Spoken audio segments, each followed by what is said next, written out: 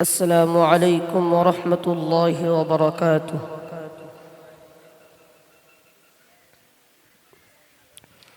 الحمد لله اللطيف الخبير العالم بالظاهر ولم يكنه الضمير له الخلق والأمر وهو على كل شيء قدير. أما بعد فأعوذ بالله من الشيطان الرجيم. بسم الله الرحمن الرحيم. وقاتلوهم حتى لا تكون فتنة ويكون الدين لله. صدق الله العظيم. الحمد لله সমস্ত প্রশংসা যাপন করি সেই মহান আল্লাহ তাবারক তাআলার শাহী দরবারে, যিনি এই পরাধীন ভারতকে অত্যাচারী জালেম ইংরেজ শাসকের হাত থেকে ছিনিয়ে নিয়ে স্বাধীন করে আমাদের হাতে তুলে দিয়েছেন। অনন্ত লক্ষ কোটি দরুদ ও সালাম প্রেরণ করি বিশ্বনবী হযরত মুহাম্মদ সাল্লাল্লাহু আলাইহি ওয়াসাল্লামের প্রতি।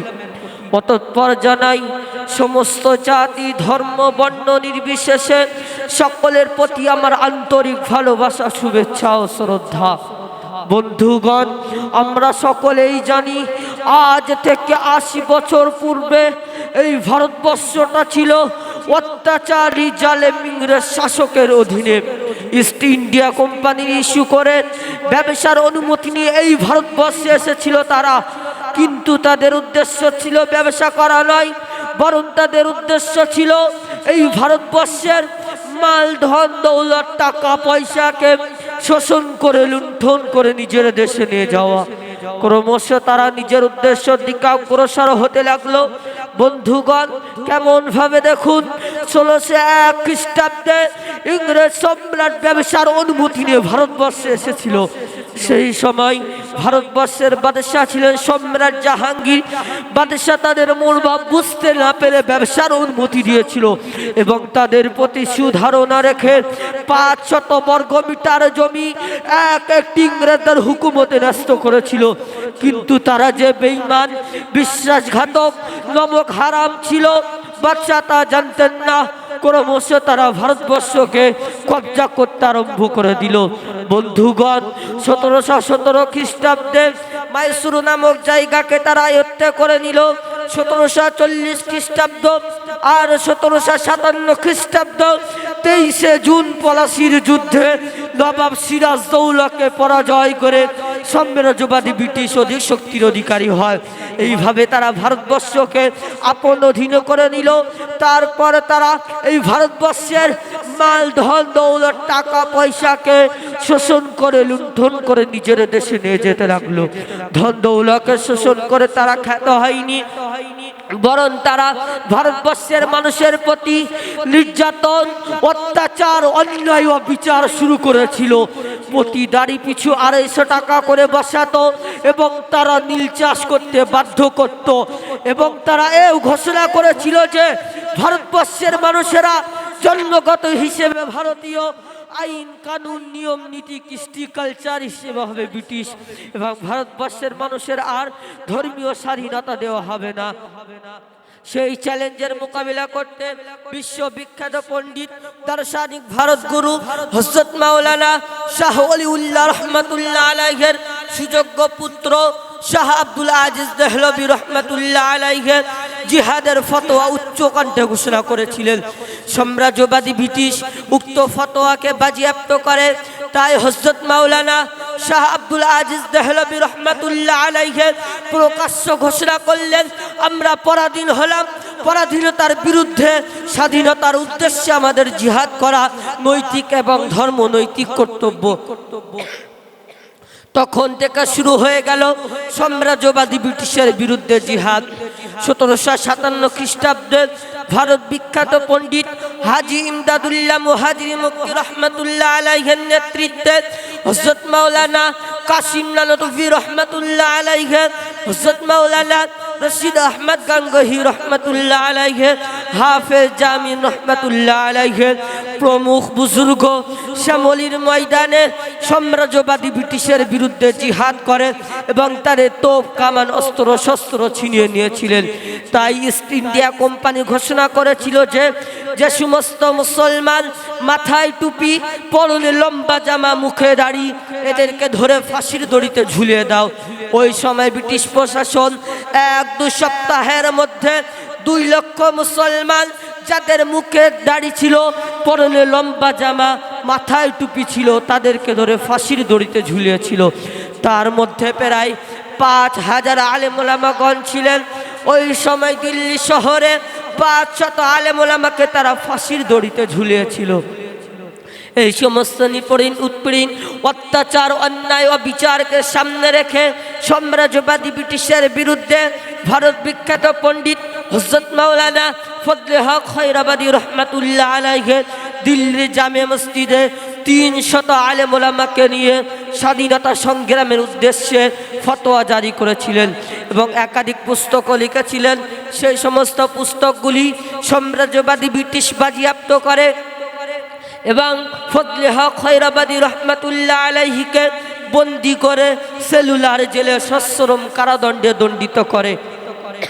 আর শাস্তি স্বরূপ তাকে নালা নর্দমা পরিষ্কার করতে হয়। খাতা কলম না পাওয়ার কারণ লেখকের বাদশাহ ফজলে হক খৈরাবাদী রহমাতুল্লাহ আলাইহি জেলের বাংকারে বসে কাফনের কাপড়ের উপরে কাঠ কয়লা দিয়ে আরবি ভাষায় ভারত বিপ্লব বিষয়ে ইংরেজ শাসকের বিরুদ্ধে আসওয়ারাতুল হিন্দিরা নামক কিতাব লিখে এবং সেটি জেল থেকে মুক্তি পাওয়ার পর নিজ এলাকার একটি লোকের মাধ্যমে নিজের পুত্রর কাছে পাঠালেন এবং তার পুত্র সেটাকে অনুবাদ করে জনগণের সামনে প্রকাশ করলেন। তারপর ফজলে হক খৈরাবাদী রহমাতুল্লাহ আলাইহি সেলুলার জেলে মৃত্যুবরণ করেন এবং তার সমাধি সেখানেই করা হয়। সম্মানীয় উপস্থিতি, অতঃপর সাম্রাজ্যবাদী ব্রিটিশ দেখল যে স্বাধীনতা সংগ্রামের উদ্দেশ্যে বিপ্লব বেড়েই চলেছে। তাই তারা চিন্তা করল যে আমাদের প্রশাসন ক্ষমতা বজায় রাখার জন্য এই ভারতবর্ষ থেকে সর্বপ্রথম আলেম ওলামা সমাজকে নির্মূল করতে হবে। তাই তারা 1864 খ্রিস্টাব্দ থেকে নিয়ে 1867 খ্রিস্টাব্দ পর্যন্ত 14,000 আলেম ওলামাকে তারা ফাঁসির দড়িতে ঝুলিয়েছিল। মিস্টার ট্যামসন তার জীবনীতে লিখেছেন যে দিল্লির চাঁদনি চক্র থেকে খৈবার পর্যন্ত একটি সড়ক চলে গিয়েছে। তার দুপাশে এমন কোনো বৃক্ষ ছিল না যে তাতে আলেম ওলামাকে ফাঁসি দেওয়া হয়নি। অতঃপর দেখা গেল যে ভারতবর্ষে আলেম ওলামার সংখ্যা আর খুব বেশি নেই।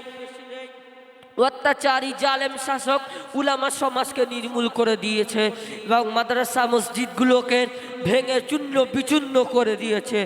তার কয়েক বছর পর অর্থাৎ স্বাধীনতার পূর্বে হযরত মাওলানা হোসেন আহমদ মাদানী রহমাতুল্লাহ আলাইহি ফতোয়া জারি করেছিলেন যে সাম্রাজ্যবাদী ব্রিটিশকে সাহায্য করা এবং তাদের অধীনে চাকরি করা হারাম।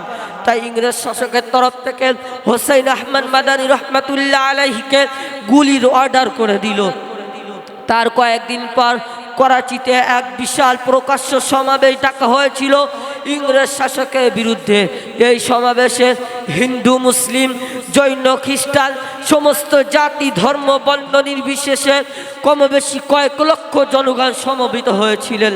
প্রত্যেকটি মানুষই জানতেন হোসেন আহমদ মাদানী রহমাতুল্লাহ আলাইহি এই সমাবেশে উপস্থিত হবেন না, কেননা ইংরেজ শাসকের তরফ থেকে হোসেন আহমদ মাদানী রহমাতুল্লাহ আলাইহিকে গুলির অর্ডার হয়ে গিয়েছে। কিন্তু দেখা গেল যে সমাবেশ শুরু হবার কিছু পূর্বে হোসেন আহমদ মাদানী রহমাতুল্লাহ আলাইহি নিজের জানের পরোয়া না করে কাফনের কাপড় হাতে নিয়ে কবিতা পড়তে পড়তে স্টেজে উঠে পড়লেন। কবিতাটি এই যে लिए फिरती है बुलबुल चोच में लेकर गुल शहीद नास की कहा है इंग्रेज को ख़त्म करके कहा खिलौना समझ कर मुझे बर्बाद ना करना हम भी किसी के बनाए हुए हैं। তাই হোসেন আহমদ মাদানী রহমাতুল্লাহ আলাইহিকে দেখে প্রত্যেকটি মানুষই আশ্চর্য হয়ে গেলেন। হোসেন আহমদ মাদানী রহমাতুল্লাহ আলাইহি অত্যাচারী জালেম শাসকের বিরুদ্ধে বক্তব্য শুরু করে দিলেন। তখন ইংরেজ শাসক হোসেন আহমদ মাদানী রহমাতুল্লাহ আলাইহিকে চতুর্দিক থেকে গুলি চালাতে আরম্ভ করে দিল। কিন্তু আল্লাহ পাকের কি কুদরতি কারিশমা দেখুন, একটি গুলিও হোসেন আহমদ মাদানী রহমাতুল্লাহ আলাইহিকে স্পর্শ করল না। এই ঘটনা দেখে ইংরেজ কিং কর্তব্য বিমূঢ় হয়ে গেল। তো হুসাইন আহমেদ মাদানী রহমাতুল্লাহ আলাইহি ইংরেজ শাসকের বিরুদ্ধে হক উত্তোলন করার কারণে গুলি দিয়ে না পারায় করাচিতে সরকারিভাবে মামলা চালানো হয়। ওই মামলায় আদালতে হুসাইন আহমেদ মাদানী রহমাতুল্লাহ আলাইহিকে 4 বছর সশ্রম কারাদণ্ডে দণ্ডিত করে। তারপর সমস্ত জাতি ধর্ম বর্ণ নির্বিশেষে সকলে নিজ নিজ বুকের টাটকা তরতাজা খুনকে ঢেলে দিয়ে এই ভারতবর্ষের মাটিকে রক্তে রক্তাক্ত করে এই স্বাধীন ভারতে স্বাধীনতার পতাকা উত্তোলন করে। যেহেতু আমরা স্বাধীন ভারতের স্বাধীন নাগরিক হিসেবে 15ই আগস্ট স্বাধীনতা দিবস উদযাপনা করে থাকি, তাই আমার অন্তরস্থল থেকে সেই সমস্ত বিপ্লবীকে জানাই সম্মান এবং সমস্ত জাতি ধর্ম বর্ণ নির্বিশেষে সকলকে জানায় সাধুবাদ। কিন্তু বড়ই দুঃখের বিষয়, বড়ই পরিতাপের বিষয়, যারা এই ভারতকে স্বাধীন করার জন্য নিজের ধন দৌলতকে বিসর্জন দিয়েছেন, নিজের বিবিকে বেওয়া করেছিলেন, নিজের পুত্রকে এতিম করেছিলেন, নিজের বুকের টাটকা তরতাজা খুনকে ঢেলে দিয়ে এই ভারতবর্ষের মাটিকে রক্তে রক্তাক্ত করেছিলেন, আজ যদি এই ভারতবর্ষের মাটিকে নিংড়ানো যায় তাহলে তাদের টাটকা তরতাজা রক্ত টপকে টপকে পড়বে, কিন্তু তাদের নাম আজ ইতিহাসের পাতায় বিদ্যমান নেই। তাই আমি ওই সমস্ত বিকৃতকারী ঐতিহাসিকদেরকে বলতে চাই, তারা যত এই সত্য ইতিহাসকে মিথ্যা ইতিহাস দিয়ে ঢাকা দিতে চাক না কেন, তা কোনো দিনও পারবেন না। কেননা আজ থেকে 1440 বছর পূর্বে বিশ্বনবী হযরত মুহাম্মদ সাল্লাল্লাহু আলাইহি ওয়াসাল্লামের পবিত্র বাণী ঘোষণা করেছেন যে আল হাক্কু নূরুন ওয়াল কুফরু বাতিলুন বাতিলুন বাতিলুন ওয়াল কুফরু যুলমা। সত্য হলো উজ্জ্বল দিবালোকের ন্যায়, আর মিথ্যা হলো অন্ধকার অমানিসির ন্যায়। তাই অন্ধকার কখনো দিবালোককে গ্রাস করতে পারে না, কিন্তু দিবালোক অন্ধকারকে গ্রাস করে নেয়।